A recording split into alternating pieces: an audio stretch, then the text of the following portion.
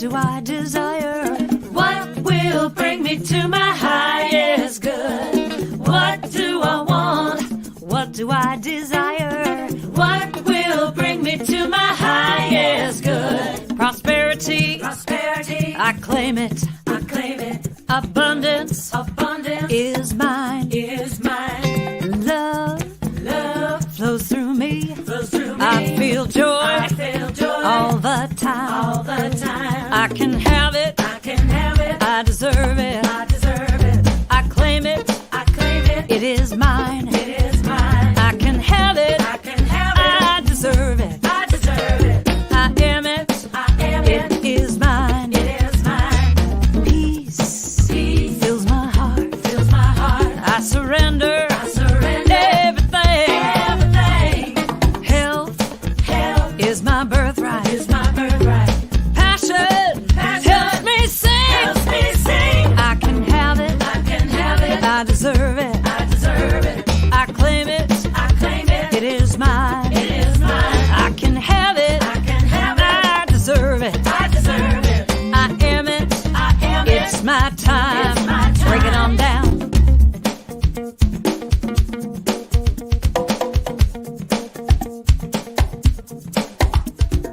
Anything I want, anything I desire, anything that brings me to my highest good. Anything I want, anything I desire, anything that brings me to my highest good. I release, and let go, I accept what is mine, I can have what I want, and let spirit direct the flow. Life is good, life is fun, life is great, this song is done.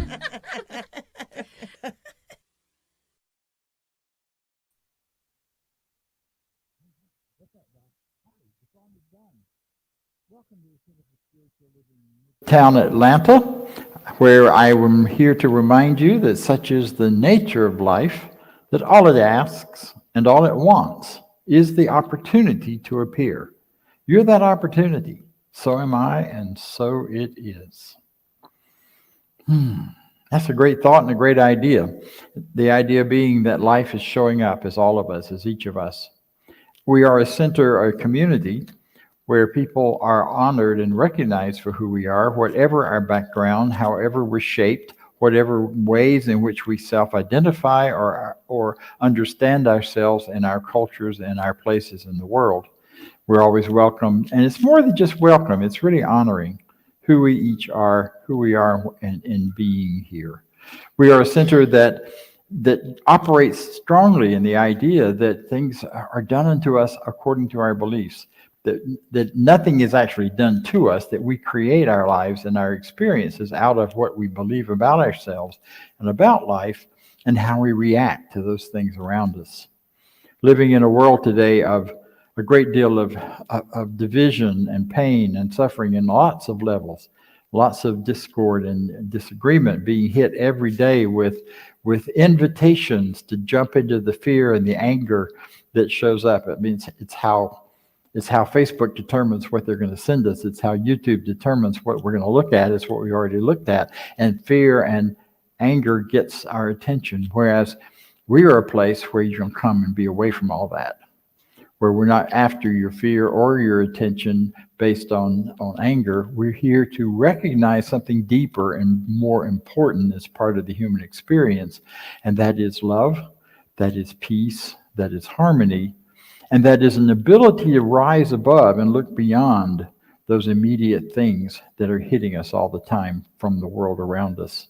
And this is where you can begin to get support from one another, as well as from the messages and thoughts here in our talks. So welcome. I'm very glad you're here. And I'm very happy to share a little more with you about what we believe and what we do.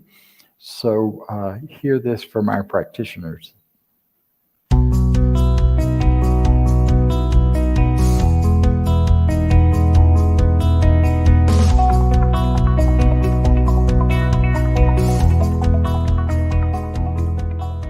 I believe in one God, one absolute power and first cause to all things. I believe that this power is perfect love and creates out of a desire to express love.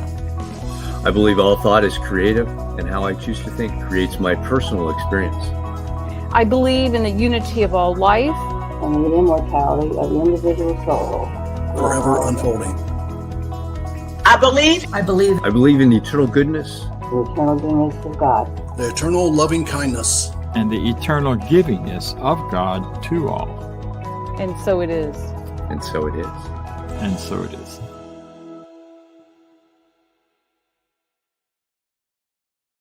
Up there on the screen, and to see some of you in the room who were in those videos, thank you for being here. Welcome back, our travelers from Maine to Maine and back and forth. Good to have you with us. The practitioners that we talk about, that you heard, are people who have been trained in this teaching, who've learned to use the principles of New Thought, Science of Mind, to change their lives, and then have also learned how to use that with other people, for other people. So they are folks who are available to support you in any area that you want support in, any area that perhaps you're needing to get out of a stuck place, or you're needing a greater, bigger, better idea. They are the ones who can help. And you can find them on our website at cslmidtown.org. So today, however, we have one with us who will be presenting some ideas and thoughts, and who came to us through classes. She found us that way. She was a practitioner long before she came to us, and has been a world traveler and lived in Kuwait, and I think some other places in the world outside of the U.S. So she helps make us a truly international organization. So without any, I'm so happy to welcome Maya. I almost said Maya Angelou. No, the other Maya, Maya Fuller, to our screen. Thank you. Thank you, Dr. Bob. Good morning. Good morning, everybody. So today we are talking about finances, and this is part of CSL Global Themes. So I don't know if you all know this, but at CSL Midtown, what we do is, for the most part, we follow along with the CSL International and the themes that they set out for the year and for the month. And this year, the global theme for 2022 has been Living Everyday Wonder. And really, we're looking and talking about prosperity and well-being in all these areas of life. So the areas of life that we have discussed, and we're going to be discussing throughout the rest of the year, we discussed prosperity and success in our inner life, in play, in creativity. In May, we talked about living everyday wonder and in our emotions. June, in our body. July, we talked about relationships, and then there was nature and work, and then this month is finances. And then the next month is prosperity in our home and, better living and a wonderful life in our communities for December. But like I said, this week specifically is finances. And that is a really good thing for me, because I am working on building a better relationship with my money. So I want to say the word money in particular, specifically say money, because it's interesting because I'm in a mastermind group, made up of other metaphysicians where we really like pray with one another and see and know that the desires of our hearts can be made manifest. And there's one member of this group who is a financial advisor, and she is also an international liver and traveler, and she has attended, she attends CSL both in America and in another country, in Jamaica, where she lives part of the year. And she says that, she's a financial advisor. So she says that, I really noticed that we shy away from the word money, cash, moolah, dollars, when we talk about, when we're talking about prosperity. We will use euphemisms like prosperity and abundance that definitely are valid, right? Prosperity, want a prosperity in all these areas of our lives, like, CSL is saying, right? And one of the areas of our lives where we want to be prosperous is in our finances. And finances are money. And doesn't it seem a little bit odd and different to be flashing $100 bills, y'all, at Sunday service? And I want it, and it does, right? So I noticed that, yes, even when we're talking about money, we still will say finances, we still will say abundance and prosperity. So I'm like, okay, well, what did Ernest Holmes say about money? So what I have for my little part is 3 places where Ernest Holmes spoke about money. I'm going to be reading from Living the Science of Mind by Ernest Holmes. I'm going to be reading his little excerpt from How to Change Your Life by Ernest Holmes, and also 365 Days of Richer Living by Ernest Holmes and Charles Barker. And last week, if you remember, when Reverend John told a little story about Charles Barker flashing money and kissing money, right? And how Mary Morrissey was taught during that presentation about how to think about money differently. So I want to hear what Ernest Holmes had to say about money. So in How to Change Your Life, chapter 1, first sentence says that every human being thrills at the thought of dreams come true. The idea means different things to different people. To you, it might mean physical health, the ability to walk, run, play, to engage in activity. To me, it might mean abundance, money, a home, a car, opulence. To another, dreams might involve education or the ability to get along with people. Whatever your personal desires may be, as long as they do not hurt yourself or someone else, you have a right to attain them, and you can, including money. In Living the Science of Mind, Ernest Holmes has an entire section entitled Substance and Supply, or the Law of Opulence. Again, he says, naturally, we all want what we want when we want it. One of the many criticisms made of New Thought has been that it is materialistic, since those interested are striving to better themselves materially. He says the idea that it is wrong for man to pray for or treat to get what we call material good is based on the belief that reality and actuality are separated by a gulf which can be bridged only through individual suffering, impoverishment, and misery. He says that we find that the teaching of Jesus is quite at variance with the idea that it is wrong to ask for what we desire. For did Jesus not say that what things soever ye desire when ye pray, believe that ye receive them and ye shall have them? He was announcing a principle, and principles are universal, changeless, and ever present. On page 342, he goes on to say that when anyone tells us that it is wrong to use spiritual methods for promoting material well-being, we need not be misled. Such a philosophy contradicts the entire evolution of science, the inspiration of revelation, of divine insight, and the unfoldment of human personality. It is a philosophy of materialism based on the superstition that there is God and something else. We do not have to enter into theoretical discussions with anyone, but if we are wise, we will remove all barriers from our imagination and come to the spirit of truth with a childlike mind, expecting to receive good. He says, let us approach this idea of substance and supply and the law of opulence with a firm conviction that the eternal is forever saying to the temporal, that the Father is forever proclaiming to the Son, all that I have is thine. So Holmes is saying that, yes, we're asking for all of our good and whatever that good means to us, including money. So in How to Change Your Life, he says, are you interested in making more money? The title of this chapter is called Your Thinking and Your Finances. Are you interested in making more money, he asks, in running your business more successfully and getting a better salary? Of course you are. You want to be prosperous, and that is only right and sensible.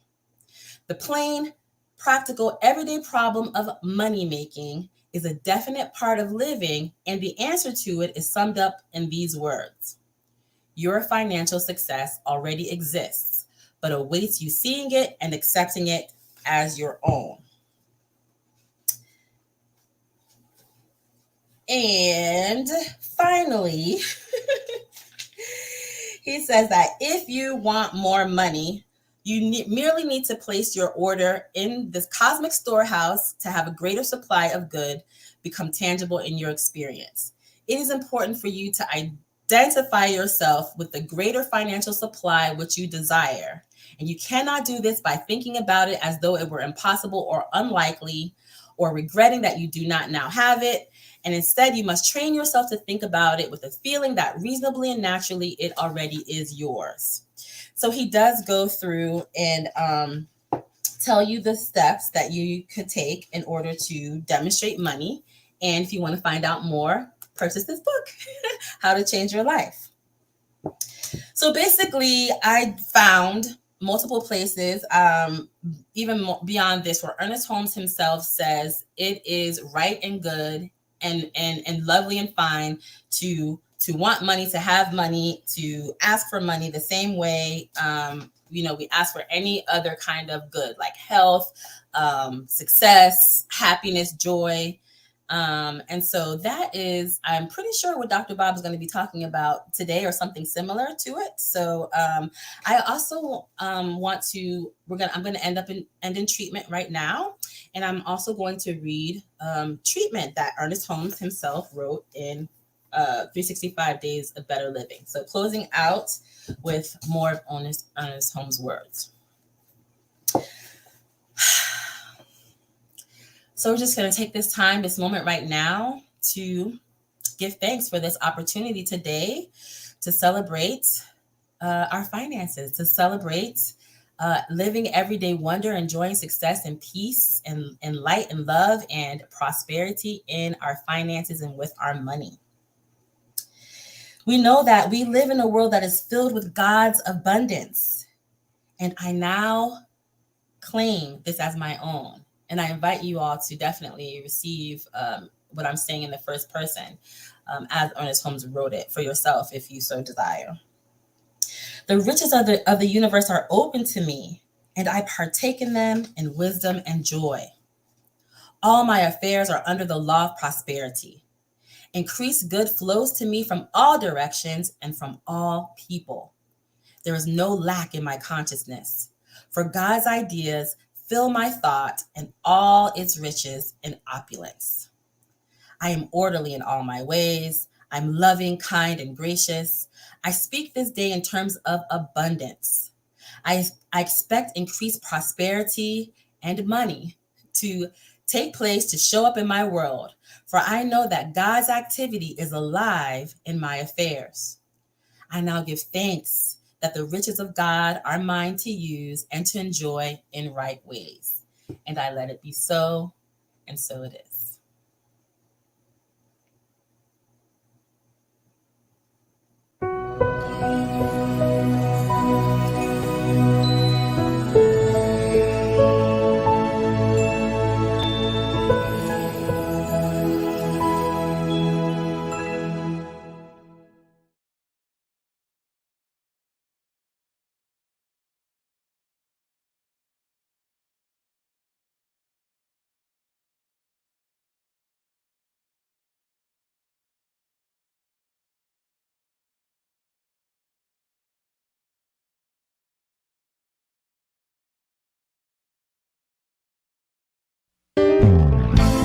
Okay, for your offering song today, I want you to get up, dance around. Here we go. God is my source, God is my power, God gives me everything I need. So I give thanks for all my blessings. God gives me everything I need. That's the whole thing. God is my source, God is my power, God gives me everything I need. So I give thanks for all my blessings. God gives me everything. Here's your magic wand. Sing with me now. God is my source. It says you can sing. God is my power. God gives me everything I need. So I give thanks for all my blessings. God gives me everything. All right, let's declare some joy. Joy is my source. Joy is my power. Joy gives me everything I need. So I give thanks for all my blessings. Joy gives me everything I need. Let's talk about peace is my source. Peace is my source. Peace is my power. Gives me everything I need. So I give thanks for all my blessings. Peace gives me everything. All right, what about love now? Let's do love. Love is my source. Love is my power. Love gives me everything, everything that I need. So I give thanks for all my blessings. Everything. Let's go back to God now. God is my source. God is my power. God gives me everything, everything that I need. So I give thanks for all my blessings, everything I need. Do it again now. God is my source. God is my power. Put your hands together. God gives me everything I need. So I give thanks for all my blessings. God gives me everything, everything that I need. God is my source. God is my source. God's my power. Gives me everything I need. So I give thanks for all my blessings. God gives me everything I need. God gives my source. God is my source. God gives me everything, everything I need. So I give thanks for all my blessings. God gives me everything I need. God gives me everything, everything that I need. God gives me everything. When I don't know what to do, God gives me everything, everything I need. Everything.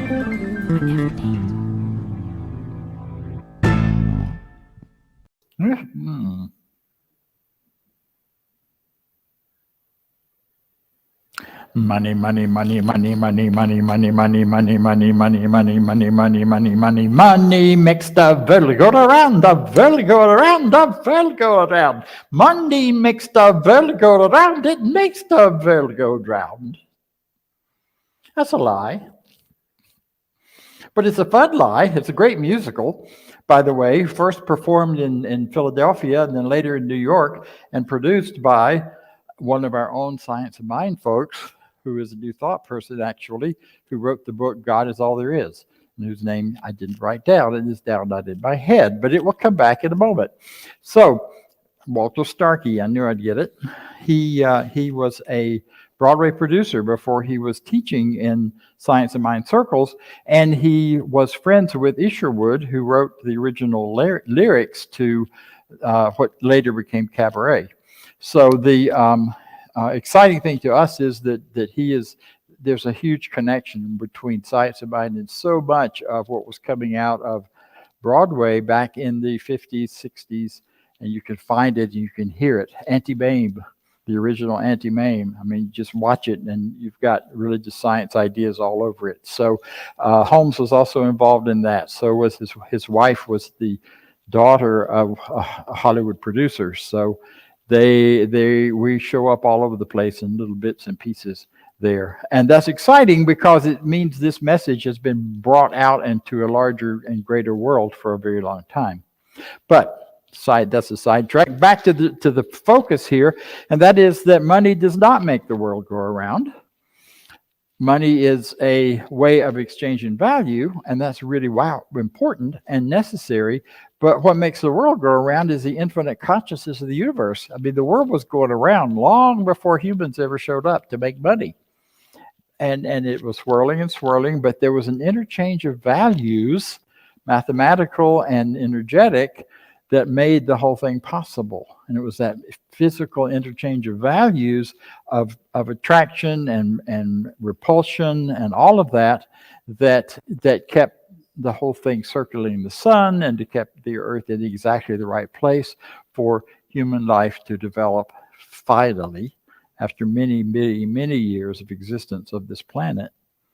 And what I draw from that is that we need to pay more attention to what we're thinking about what we're saying, because we all say that. And there's so many crazy ideas about money. One of the things I want to do today the talk is entitled "Money, So They Say," and I want to poke some holes in some of our beliefs about money, because I do firmly believe that any limitations on the flow of money into our lives has to do with, at least partially, if not totally, what our consciousness is and what our beliefs are.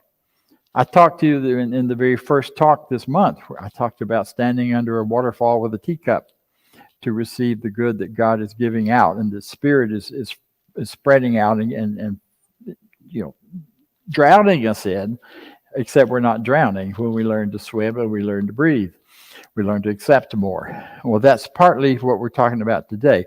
Or what are some of those things that we may be blocking the flow without even realizing it, that we're in our thinking and in our consciousness. A lot of that is very much culturally defined. And by that I mean for people who've grown up in certain cultures and certain income levels and become so accustomed to that, they have limits in our thinking that would keep us or keep them from stretching into higher and different places. So we're going to talk about all that today, or a little bit of that today. What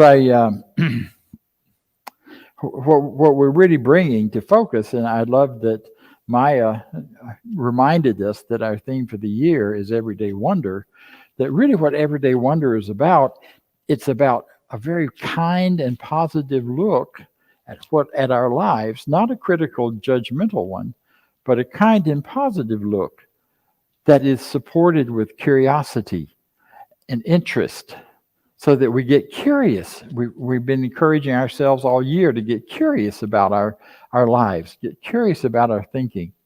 One of the greatest and most important qualities for longevity and for living vital, full, exciting lives is curiosity. Part of what we call looking old and seeming old is the loss of curiosity, where rather than being curious about all the changes going on in the world and all the evolution of human thought and consciousness, people get critical and bored and tired because it's not the way it used to be. Remember before we had cell phones? Some of you do. Well, I'm just very, very, very happy we are using cell phones. And I know I get frustrated with the complexity of some of it now that my grandchildren think nothing of and just go and do, but I get them to teach me. Cahill Gibran said, our generations following us are here to teach us, not for us to teach and control and manage them. We give them what we can, we set them free, and then they teach us, whatever age we are. So the core idea here for everything we do, I think, around here is that what you believe, as you believe, it is done unto you. Jesus said it 2,000 years ago. Other teachers have said it in different ways. And it's so vital. It's not when you believe it or if you believe it. It's as you are believing it is the actual verbiage there, the actual way it's structured. As you believe, it is done unto you. As I believe in prosperity, it is coming, and I am experiencing it and being able to accept and take more of it in. As I believe in health, my health is improving and my health is operating the way it's designed to operate. As I believe, not someday when I believe. So what do we need to do to open that up a little more so we can receive more of the prosperity that we talk about, of the money we talk about? I loved her flashing the money. That was great. So one of the ways we can do that is to pay attention to any kind of negative, or even not negative, but just catches, we call them, where something in you goes, what? And I wonder, and please don't show me your hands, is how many of you had a catch when she starts waving $100 bills around in front of us? I loved it. It was kind of fun. There was a time when I would have gotten very angry and walked out. Spiritual church talking about money. You got to be kidding. They must be want more. That's the only reason to do it, is because they want more. They want more of mine, and they're going to try to manipulate me into giving it to them by making me feel guilty about something. Well, we don't use guilt here. And I'm sad sometimes about that because, you know, you can get a lot out of people using guilt and shame. We don't do that. Our motivation in talking about money is about helping all of us to create better ideas and greater prosperity and the greater flow of money for us. And we know out of that will come a greater flow to our center. But we don't need to beat you over the head about that. We'll just remind you at the end of the time that, hey, we need money to pay for all this. So it's not about making you guilty or attempting to pull anything from you. It's about new ideas. Louise Hay says, if you want to clean up anything, you got to see the dirt first. So we're going to talk about a little bit of the dirt and a whole lot about the cleaning up. I don't know if you've ever heard the whole phrase, all those phrases about filthy lucre. My dad used to use that, filthy lucre. And he said it in a sort of grunting sort of way that I never understood why he did that. But it was filthy lucre. And then the other one I always heard from my grandparents, often heard, was money is the root of all evil. You know, that one's been floating around out there in the human experience for a very long time. And like money makes the world go around, it ain't exactly true. The original quote is, the love of money is the root of all evil. Well, that ain't much better when you think about it. But when you go back further and look at the original languages where those phrases came from, where that one came from, the real word there is lust, not love, because it's not the same love words. In the biblical material has lots of words for love, but the one that's used here is not one of them. It's the lust for money is the root of all evil. Now let's talk about lust. You didn't know we were going to get into that today, did you? I love it. So let's talk about lust. Here's what the definition of lust is. Lust is desiring and wanting something you do not believe you can ever have. Think about it. If you just don't, you see that person there across the room and you're like, I really want that. And you get all excited about it, but you can't even talk to them because deep down in your soul and your heart, you don't believe you're going to ever have any kind of relationship with them. So you watch from afar and you wish and you pine and you hurt and you go into pain. That's what lust is about. Approaching money that way is the same thing. The lust for money, the idea that money is something that other people have that I never can, is the root of all evil. Because then we end up doing crazy things to try to get from them rather than realizing we can create from within us ways in which money will flow to us easily and freely. So that's the first kind of false idea we need to clean out. The whole thing about money being evil or the lust for money or any of that. You know, the other one that's right along with that is a sort of idea that being really spiritual. I don't know how many of y'all heard that spiritual when you were younger, but I heard spiritual down here in the South. Being really spiritual and being really focused on things of a higher consciousness and a higher idea means you have to be poor. Or if you're going to do that, then you're probably going to be poor.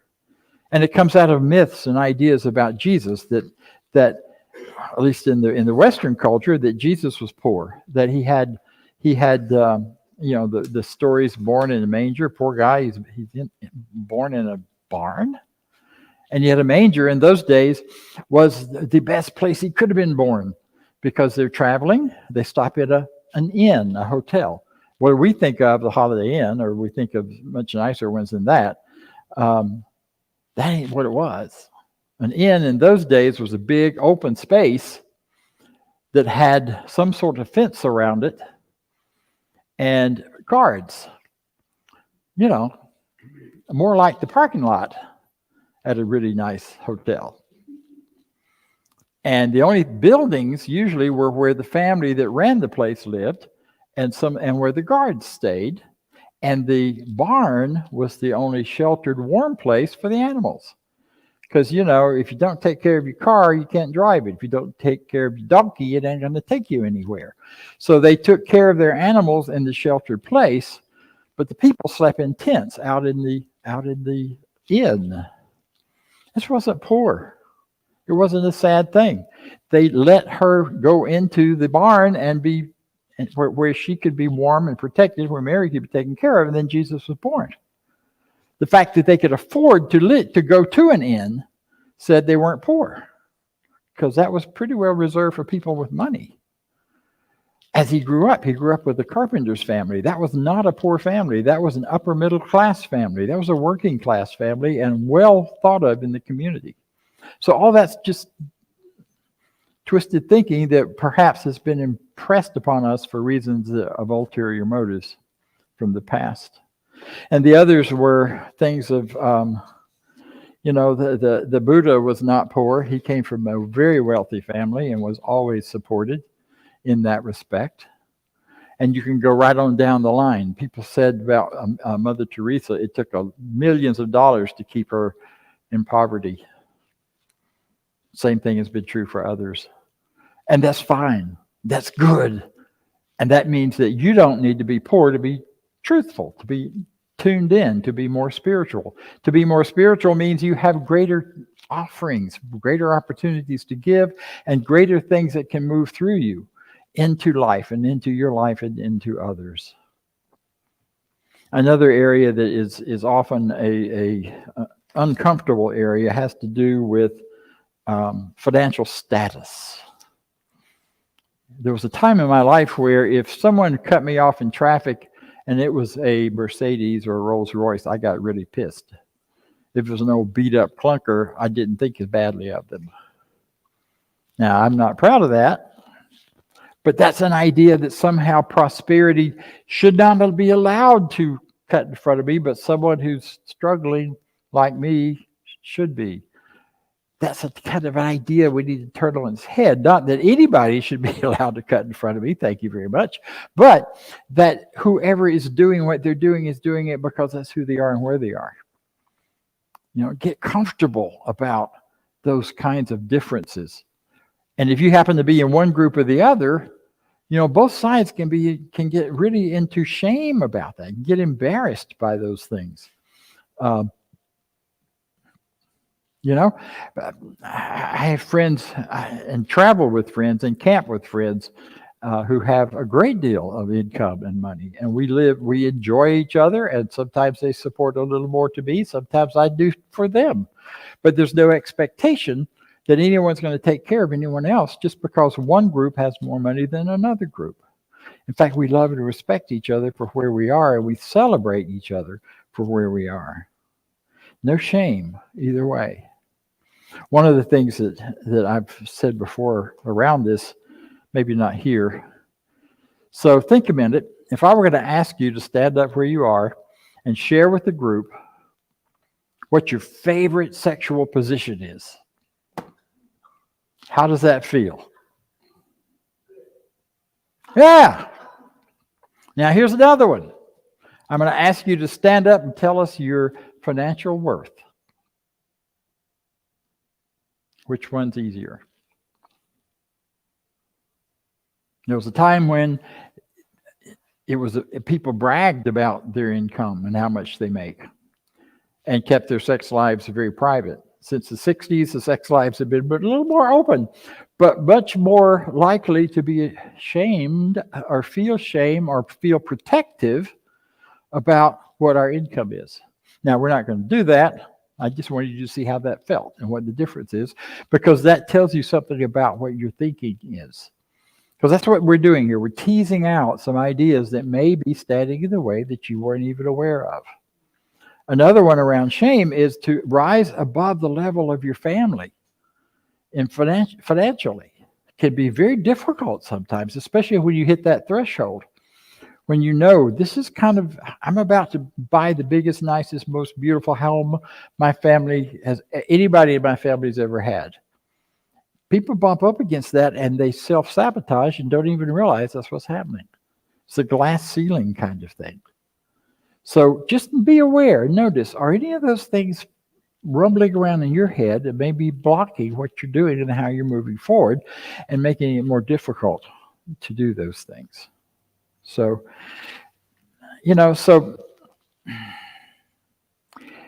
a lot of this is about understanding the value and the reality of what money really is. It's not a thing, it's an idea first. And it's an idea, it is a symbolic way in which we exchange value. We used to do it with beads and shells and coconuts and semi-precious stones and all sorts of things. And then we graduated to a much more trusting system of dollars and money. And thus she waved them at us. And it was wonderful.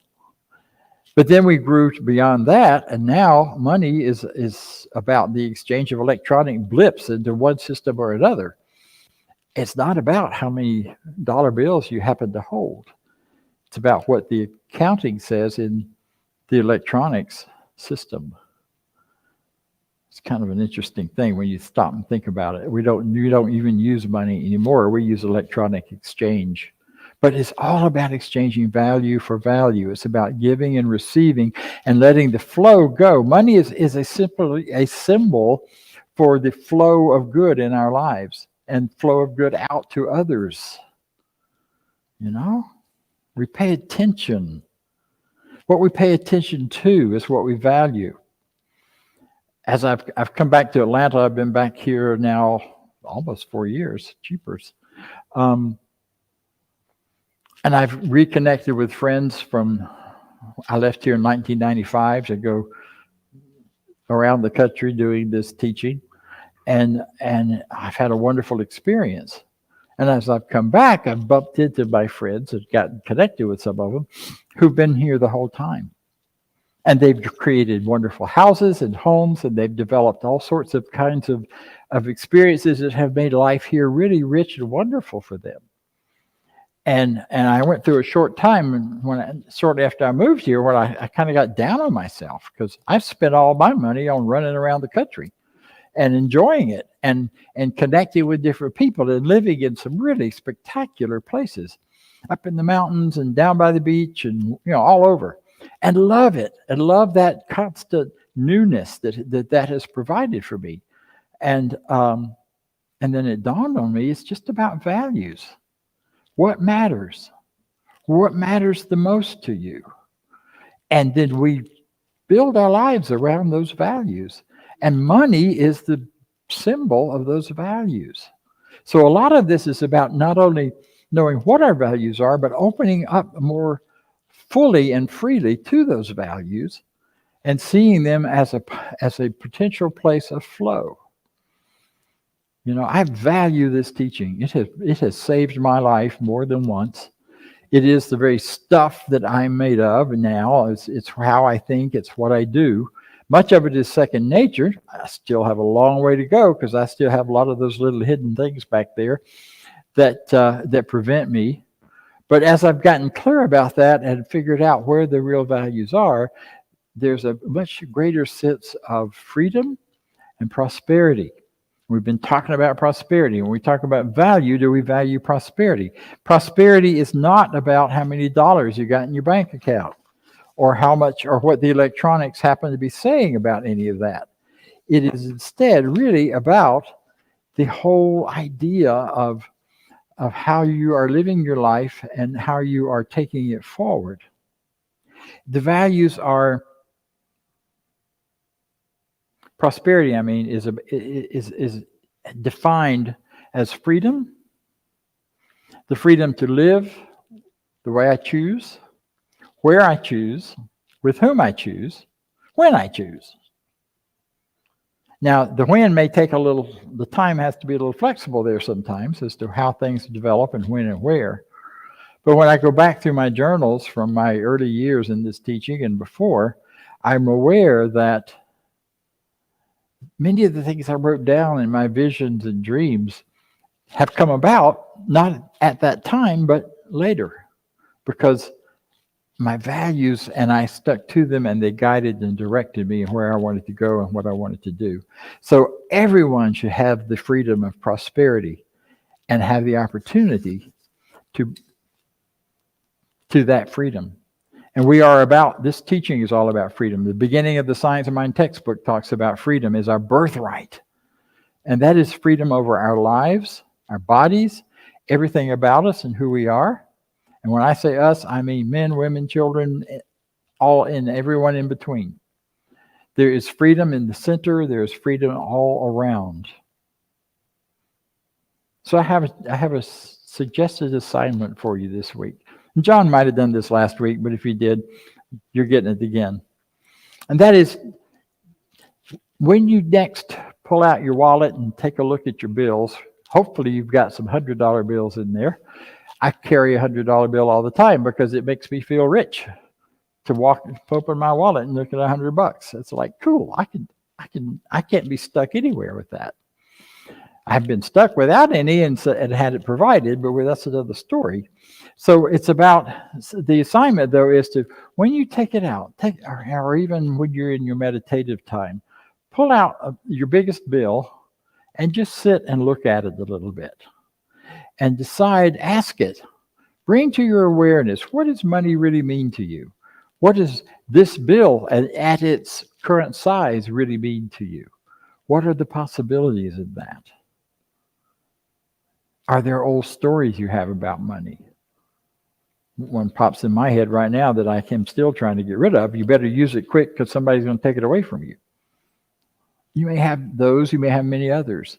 Whatever it is, bring them to the front, recognize the craziness of them, the untruth in them, and declare the opposite truth. Money is my friend. I have a great loving relationships with money. Money flows to me. I'm a money magnet. I like that one. Some affirmation that allows that. And money is God in action. That's Raymond Charles Barker talking. Those kinds of affirmations begin to shift and change whatever those old messages are by changing them into new messages. You deserve that. You deserve more money. You deserve all the money you want. And so do I, and so does everyone else. And so it is. Thank you. Thank you. And now we're going to hear from Vance. More money. Hey, everybody. So now it's time for our affirmation of prosperity, which talks about all of this. So you have the opportunity to give online at www.cslmidtown.org/donate, or click on the QR code. It'll take you right to the site to do a donation. And yeah, it's all about flow. And this affirmation talks about that. So if you would read with me our affirmation of prosperity. I live in a universe of abundance. As I freely and joyfully give, I join in the divine flow. And all that I share with life returns to me multiplied abundantly. And so it is. back to Dr. Bob for any announcements we've got Yes. going forward. Definitely. All right, so we're wrapping up a class right now. A new one will be starting shortly on the creative process. I'll be having some information show up on that this week, and I'm really excited and looking forward to that class. It's only 5 weeks. We'll squeeze it in before Christmas, and it will happen on Wednesday nights online. So if you're interested, I encourage you. It's a brand new class from CSL International, and we'll be creating. It's not new data, but it's a new structure. So you've never taken it before, I promise. Creative thought and creative power, creative thought in the individual. So another announcement is just to remind you that we also have a money basket at the back, which is just drawing it in. So take a look at that. Take a look. Give it a thought. Pop it in if it's for you.